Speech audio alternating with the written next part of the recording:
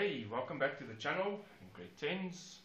We will be continuing our module on trigonometry, and today we will be looking at solving problems using trigonometry ratios. So remember, in the beginning of the series with the trigonometry module, I did a video on the trigonometry ratios with the reciprocals. So that's a very important video to have and to work through before even attempting to solve any problems with regards to trig ratios. So today I'm going to teach you two types of problems that you will be facing. We call it the type 1 and then the type 2 problem, and depending on what you are given, you will follow through either using the method for type 1 or the method for type 2. So when I talk about type 1 and type 2, our type 1 problem, so type 1 problem that you might be facing is where you have to be calculating the length of a side when you are given an angle and another side. So you're going to calculate, I can just write it down for you, calculate the length of a side when you are given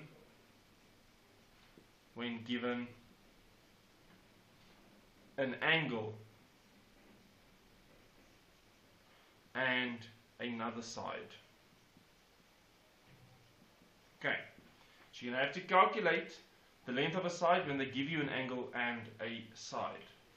Now with this, your ratios are very important, because given the question, you will have to identify what you are working with first of all, and then which function, whether it is tan, cos or sine, which of those functions you will have to now use in order to get the length of a side. Okay, so let's do one or two type 1 problems, and then we'll move on to our type 2 problem. Okay, so for our first question, they'll give you a triangle like this. Let me just draw it quickly. There's a triangle. They tell you that the hypotenuse is 10. They tell you that angle R is 36 degrees, and then obviously it's a right angle triangle, because with trig you only work with right angle triangles, like I've taught you in the previous videos. And when you look at this triangle, you'll see that they gave you one side, which is the other side that's mentioned there, and they gave you the angle which was mentioned over here. And you now need to utilize these two values that were given to you in order to calculate another side in this case. So when you look at this triangle, your question will state that you have to calculate, so we calculate the length of PQ. Okay, so I want you to calculate the length of PQ, which is over here. Now, first thing that you need to do is you need to go check where your angle is. So my angle is over here, which means if I work from my angle, that would be the opposite side that I'm wanting to calculate. Okay, the opposite side that I'm wanting to calculate, and this is obviously the hypotenuse. So if you know your ratios, you would know that the only function that has opposite over hypotenuse is sine.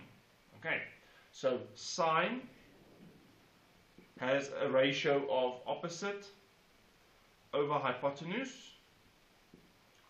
And the reason why we're using opposite, because where your angle is situated, the side just across it, that would be your opposite side. And then they gave you the hypotenuse, which means you have to use the hypotenuse. Remember now that cos is adjacent over hypotenuse, and they didn't give you anything on the adjacent side. Okay, and they want you to calculate the opposite side. So to jump into this, we're going to say sine, you need to use your angle, which is 36, is equal to the opposite. The opposite's name is PQ, and your hypotenuse's value is 10. Okay. Now with that, you want to get rid of the denominator. You don't want to work with the denominator. So you multiply by 10 over 1 and by 10 over 1. So you're basically multiplying by the reciprocal in order to cancel the denominator. So we cancel these two. Over here, it will now become 10 sine 36 degrees equals to PQ. And that is what you are looking for. You want PQ to be the subject. Okay. So what we do now is we leave PQ as is. And we go and put this into our calculator. And then we round off to 2 decimal places. Okay? Always 2 decimal places unless stated otherwise in your question. So when you go and put this into your calculator, you will then get a total length of side PQ, which is 5,88 units. And the reason why I'm using units is because I didn't give you a unit of measurement such as meters, millimeters, etc. Okay? That is your first type 1 question. Let's quickly do another type 1 question, then we'll jump into type 2. Remember, ratios are crucial. If you don't know your ratios, you will not be able to do any questions with regards to trig. Okay, our next question, it says here, calculate. This is question 2. Calculate. Calculate. There we go. The length. Oh, what am I doing? The length of xz. There we go. Your triangle, which is drawn over here now. There we go. There's your triangle. Obviously, it's a right angle triangle. You know that. X is over here. Z is at the bottom, and then we've got y at the top here. They give you 25 as an angle. Okay. And then 3,6 over there. Calculate for xz. Xz is over here. Your angle is situated over here, which means that this is your opposite, and you want to calculate your adjacent side. Now the only function that accommodates both the opposite as well as the adjacent side is tan. Okay, so you've got your opposite, you are looking for your adjacent. So we're going to work with tan. So tan is equal to, and the ratio for tan is opposite over adjacent. There we go, opposite over adjacent. So what we do now is we're going to say tan 25 degrees is equal to your opposite, which is 3,6, over your adjacent, which is xz. So there you've written your equation. Once you've done this, all the other steps are easy to follow. So we want to get rid of the denominators. You're going to multiply by xz over 1, and this side as well, xz over 1. Okay? Some of you might find it very weird now, but it works the same as working with numbers, if I can put it that way. Okay, so what will happen now is you'll have the following. So on this side you'll then have xz tan 25 degrees equal to 3,6. Okay, what you want to do is you want xz to be the subject. So you need to get rid of tan 25. And because it's an equation, whatever you do on the one side, you have to do on the other side. So we're going to divide by tan 25. This side as well as on this side. Okay. Once you divide by tan 25, this cancels out. Therefore, meaning on the left you'll have xz as your subject. And then if you put this into your calculator, to the nearest 2 decimal places, you should get 7,72 units. And there's your final answer. Okay. So guys, that is type 1 question. It's where you use one angle and one length of a side to calculate the length of another side. Okay. Now let's jump into type number 2. So type 2 question is as follows. Let me just write it out. Type 2. There we go. So type 2 is a bit different. This is where you calculate. So you calculate the size of an angle.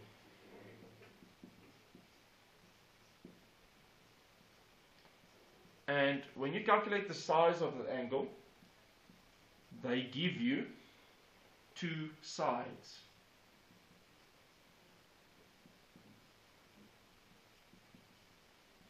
Okay, so you calculate the size of an angle, and with the size of the angle, or to calculate the size of an angle, they will give you two sides to work with. Type 1, they gave you an angle, and they gave you a length. And then you have to calculate the length of another side. Here they give you the length of two sides, and you have to calculate an angle. Okay, so question number 3. Here we go. Calculate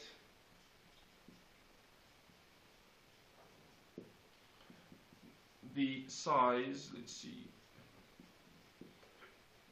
of theta. There we go. Calculate the size of theta. Here's my triangle. There we go. We've got R, then we've got Q over here. There's a right angle. They gave me 15, they gave me 18. Theta will be here, and then this is P. Okay, so you're working from this angle. Okay, if you work from this angle, that would then be your opposite. This would be your hypotenuse, and this would be your adjacent. Okay, now you have to look at what they've given you. So they've given you the hypotenuse, they've given you the adjacent. And the only function out of the 3 that works with adjacent and hypotenuse is cos. So cos theta is equal to adjacent over hypotenuse. That's your ratio. Adjacent over hypotenuse. Okay. So the reason why I'm putting cos theta here, or the theta, is because this is now the subject. Which means, remember the second video that I did in the installment, where you had to take cos over and it becomes to the power of -1? Yes. That is what you'll use in order to calculate an angle, always. Okay. So what will happen now is we'll say cos theta is equal to, our adjacent is 15 over 18. Okay, that's our ratio. What we do now is we go and do the following. We say theta is equal to cos, so we carry cos over to the power of -1, open bracket, 15 over 18, and we close the bracket. Therefore, if we calculate this, theta rounded off to 2 decimal places is equal to 33,56 degrees, and that is your angle for theta. Okay, remember, to get cos to the power of -1, you press shift on your calculator, and then you press the normal function of cos, and it will pop up on your screen as cos to the power of -1. Okay. The next question, and this is our final question for today, is number 4. Question number 4, there we go. And this one says calculate the size of angle A. So calculate